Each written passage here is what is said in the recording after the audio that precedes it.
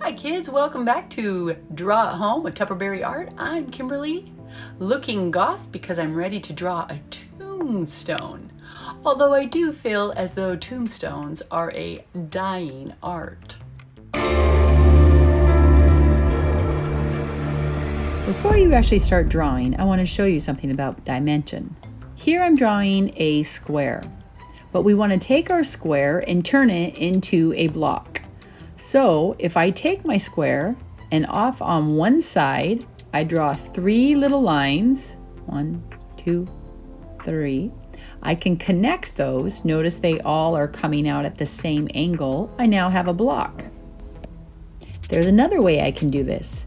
If I draw a square, you're going to draw another one as well, slightly up and off to the side, so it looks like 2 beside each other.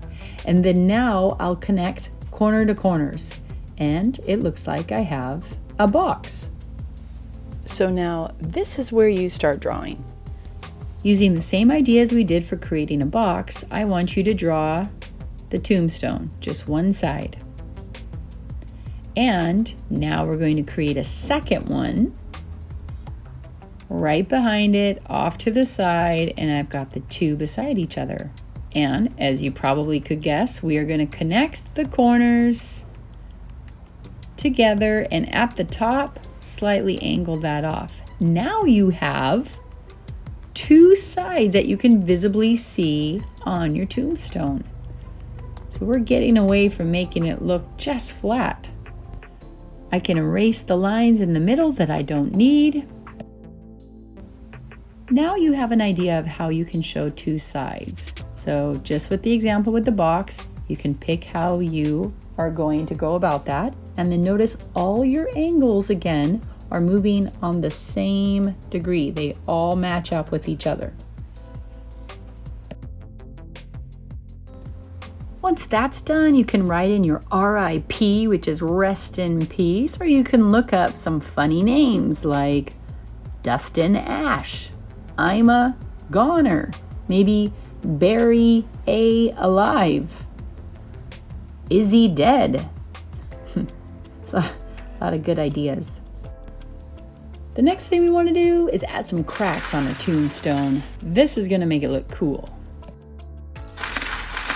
So notice how my cracks start off very thick and dark, and then they get thin, more hair-like as they move toward the center of the tombstone.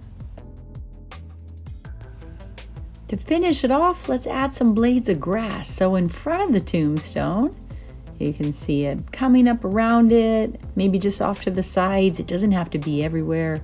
Behind, making it look like the grass is growing around the tombstone. The last thing we're going to do is color, and I want you to take note that the side of your tombstone is going to be a different shade than the front of the tombstone. And remember to blend your colors on top of each other, incorporate lots of different shades on top, and you will end up having a picture that pops. Color it in with lots of different shades in the tombstone and the grass, and this will help it pop.